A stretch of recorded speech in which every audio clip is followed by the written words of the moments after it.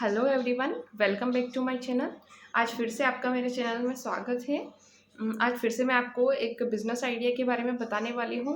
मैं कुछ motivational story भी शॉर्ट के थ्रू डाल रही हूँ, वो भी आप देख सकते हैं और उनसे भी कुछ आइडिया ले सकते हैं। आप अगर कोई बिज़नेस स्टार्ट करना चाहते हैं और आपको थोड़ा बहुत आइडिया है तो आप उससे भी इंस्पायर होकर कुछ कर सकते हैं। जैसे मैंने दिए बत्ती वाला डाला है एक स्टोरी, एक मैंने गरीब लड़की का जो चूड़ी वगैरह बेचती है उसका डाला है। तो ये सिर्फ एक मोटिवेशन के तौर पर है कि अगर आप भी कुछ करना चाहते हैं तो कर सकते हैं। आज बेसिकली मैं आपको 3 ऐसे आइडिया बताने वाली हूँ जिसमें आप घर बैठ के बहुत अच्छे से इनकम कर सकते हैं।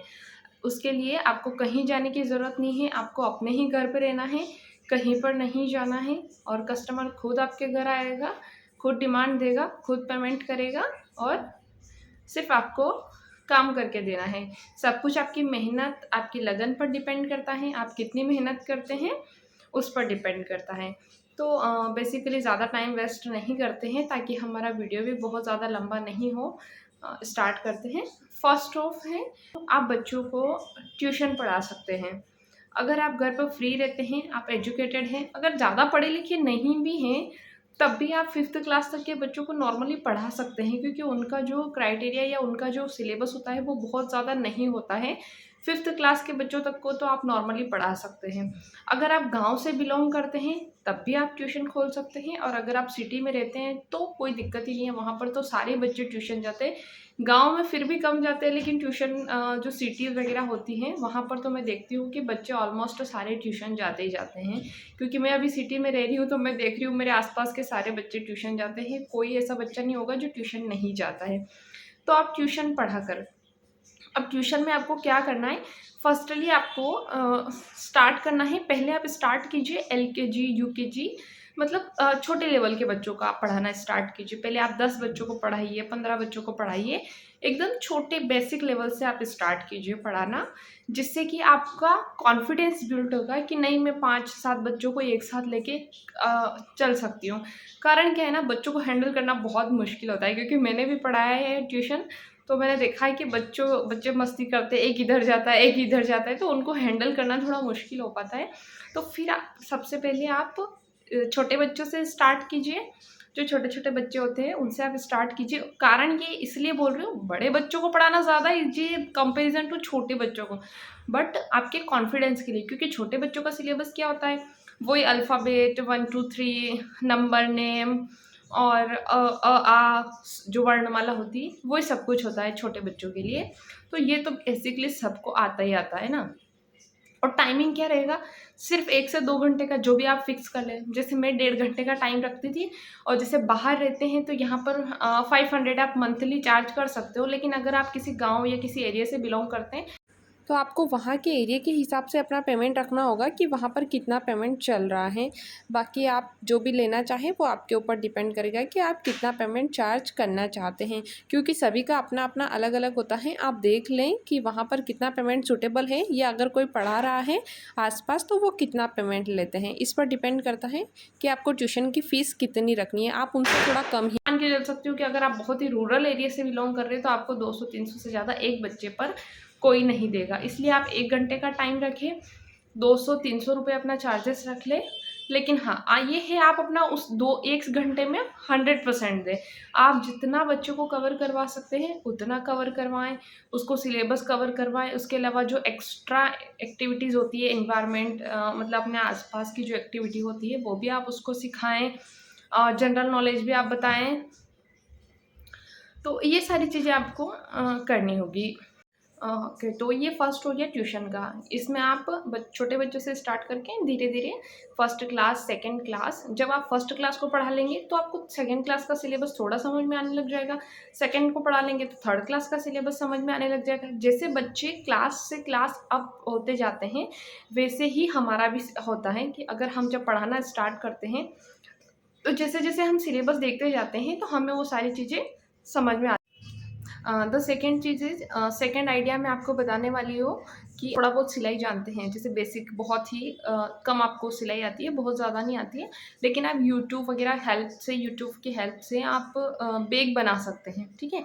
जो मोबाइल के पाउच हो गए या जैसे बड़े बैग हो गए, आपने यूट्यूब पे कुछ वीडियो देखे होंगे जिसमें उनको धीरे धीरे बल्क में ऑर्डर मिलने लग जाते हैं।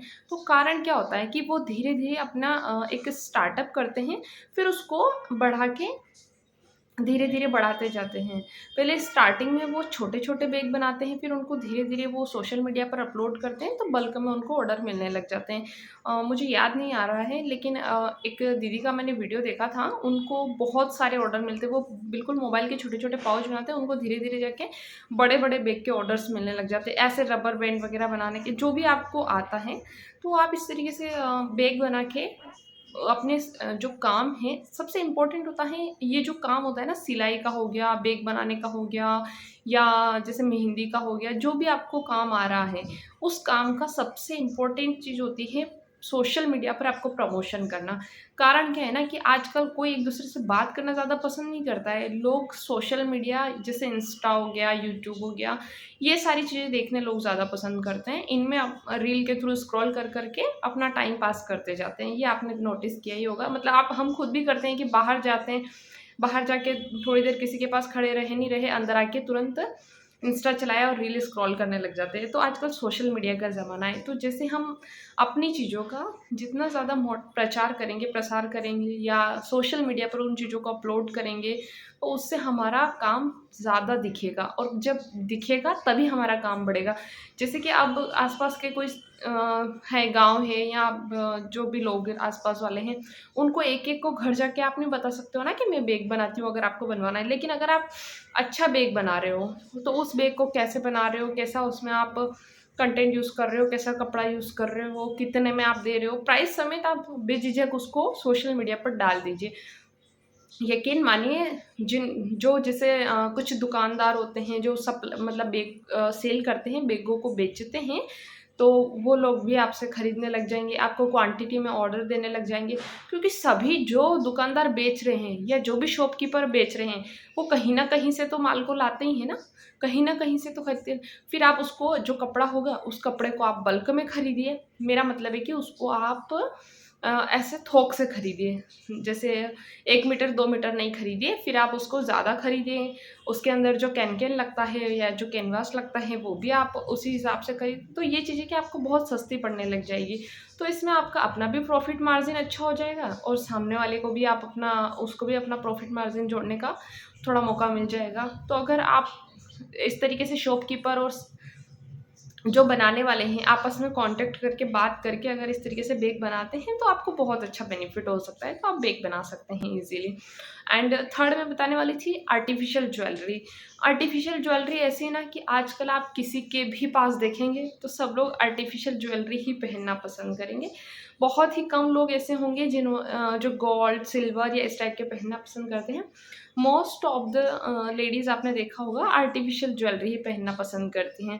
तो आर्टिफ़िशियल ज्वेलरी का भी एक बहुत अच्छा बिज़नेस है, जो आप घर बैठे कर सकते हैं। उसके कुछ प्रोडक्ट्स आते हैं जो हमें बने-बनाए मिलते हैं। जैसे इयररिंग्स बनाने हैं, तो उसका पूरा किट आता है, नेकलेस बनाना है, तो उसका पूरा किट आता है। आजकल बहुत सारी चीज़ें रेडीमेड आने लग गई है, तो आप बेझिझक वो किट खरीद के बना सकते हैं। अगर आपको नहीं आ रहा है, तो आप पहले छोटा किट ऑर्डर कीजिए ऑनलाइन। अगर आप सीखना चाहते हैं, तो छोटा-सा किट आप ऑर्डर कीजिए ऑनलाइन। उसके बाद घर पे थोड़ी प्रैक्टिस कीजिए। प्रैक्टिस करेंगे तो आपको समझ में आ जाएगा। तो आप आसानी से बहुत अच्छे से बना सकते हैं ज्वेलरी मेकिंग भी, कोई ज़्यादा टफ़ नहीं है। जैसे यहाँ पर हम लोग बाहर जाते हैं मार्केट में, तो वहाँ पर 30-30 रुपए, 50-50 रुपए के इयररिंग्स मिलते हैं, सब डिज़ाइन वाले। तो वो इयररिंग्स आप खुद घर पे बना-बना के इस तरीके से 50-50 रुपए में बेच सकते हैं। 100-100 रुपए जैसी क्वालिटी है वैसा आप अपना मार्जिन रख सकते हैं।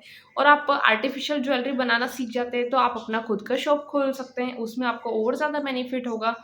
तो इस तरीके से आप आर्टिफिशियल ज्वेलरी का काम भी एक बहुत ही अच्छा काम है और मुझे भी ये आइडिया अच्छा लगा, तो मुझे लगा कि आपके साथ शेयर करना चाहिए। तरीके से ये तीसरा बिजनेस का आइडिया जो था ये आर्टिफिशियल ज्वेलरी का है, अगर आप चाहें। और दूसरी बात ये बताने वाली थी कि आर्टिफिशियल ज्वेलरी का जो कोर्स होता है वो भी बहुत सारे लोग करवाते हैं।